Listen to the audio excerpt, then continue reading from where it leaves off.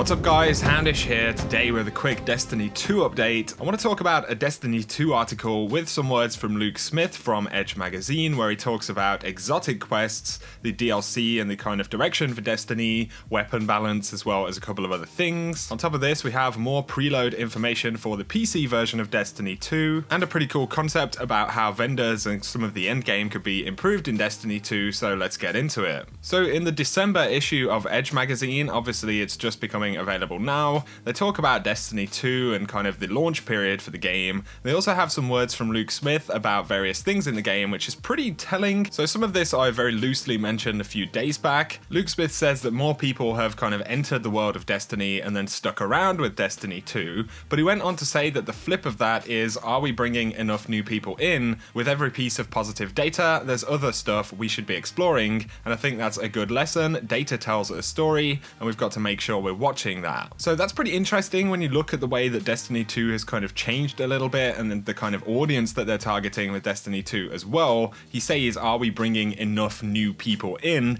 And obviously that has been a very big focus for Destiny 2. But the article goes on to say, after 10 days or so, we could see the tide turning a bit amongst the Destiny community. Players who binged on the game were worried about the longevity and shape of the endgame, fretting they'd run out of things to do. What's your response? And Luke Smith said, it's impossible for us to make content faster than players can consume it. It takes months to make an awesome adventure, and players will eat it in 20 minutes like a big bag of chips. This is just part of the job. We've got to get more content in the pipeline. So obviously it does take a long time to generate content. Luke Smith does kind of recognize that they need to get more content into the game, so obviously that is a good thing, but he does say when there's new stuff to do, are you interested in coming back? And that's a big focus for Bungie. Now this is where it gets more interesting. The article says the Destiny expansions contained some great little secrets such as Outbreak Prime and Black Spindle. There are people on Reddit who reckon they've seen everything the game can offer. Are they right? And Luke Smith said,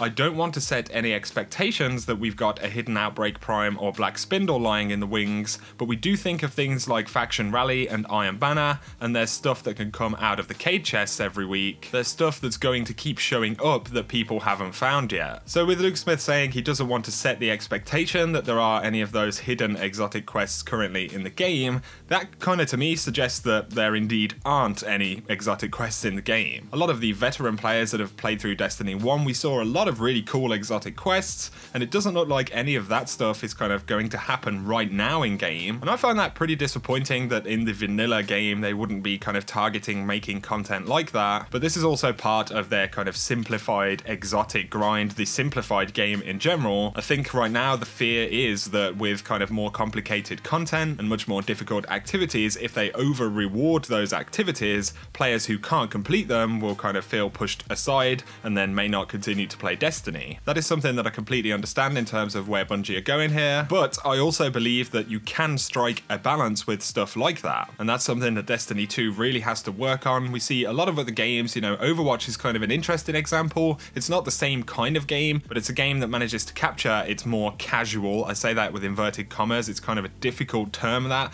it's more casual audience, as well as maintaining its more hardcore and then more competitive audience as well. And with Blizzard also on board, I think this is something they really need to work out with Destiny, but also seeing as the live team will be working more on the expansion content, and typically, if you remember back in Destiny 1, we saw more of the secret stuff later on in the game with expansions as opposed to in vanilla, so I think there is hope for that stuff. But they talk about balancing weapons and how removing random perks has kind of changed how that affects things in the Crucible in particular, and Luke Smith says it gives us a better look on the data side. When we get data back, we can now look at something like scout rifles and see what is and isn't being used. Before, if something like Clever Dragon was overrepresented in Trials of Osiris, you wouldn't really know what that meant. Now if we see something like Bad News being highly represented in Crucible, we can look and see why, see what's making it potent, and potentially tinker with it from there. So that's a bit of a generic representation of why they went with fixed weapon roles, but I think it also has a lot to do with the target audience of the game as well. And this is where Luke Smith said that he's still a big supporter of the change to fixed weapon roles,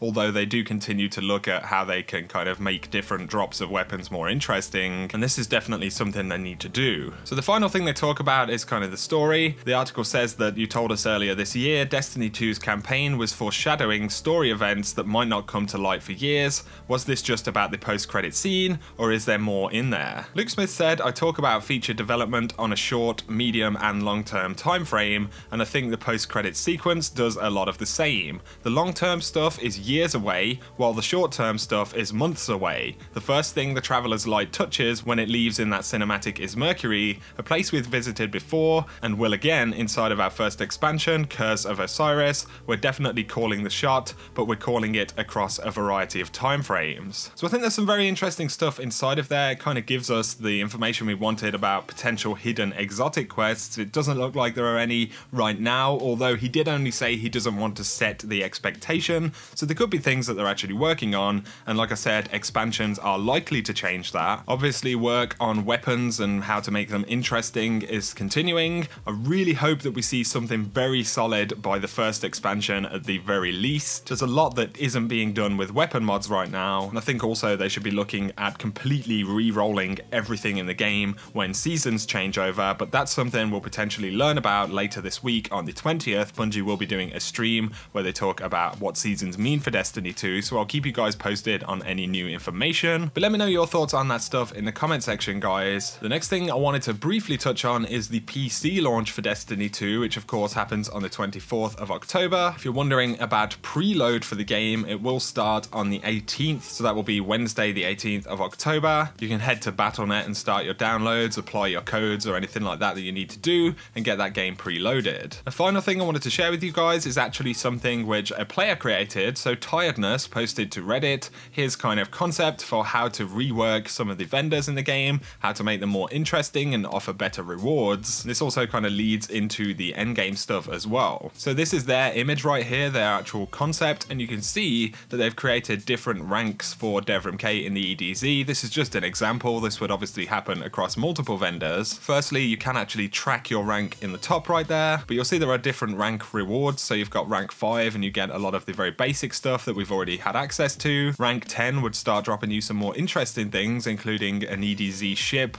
You've got the class item, an emblem, and an exclusive weapon right there. Then you can see rank 15, you have the potential to collect a Sparrow as well as legendary shaders, heroic sector keys, which would be really interesting, and random EDZ mods. So this would actually include different mods for specific locations. And then at rank 20, you have a mystic EDZ engram, as well as a random EDZ aura and an EDZ ghost shell. So immediately you can see this is much more fleshed out. There's a lot more depth there. I really think this is something that Bungie should be looking to do in future content. This is actually a really good draft. Rank 25 would include an exotic quest as well as an exotic emblem. That would be absolutely awesome. And there are some other interesting items down there. I will leave the Reddit post below so you can check out exactly what all of these things would be. But Tiredness has done a really cool job of this, and Cosmo did say he would forward it to some of the Destiny designers to actually take a look at. But I think we could all agree that this is definitely the kind of thing we would like to be seeing inside of Destiny 2. Much more depth for all of the vendors. Obviously this would mean that the end game grind was much kind of clearer, but also these things would unlock at certain points in time, so it wouldn't be purely RNG based. You know, you're not just grinding and hoping for something. You know, when you get to a certain point,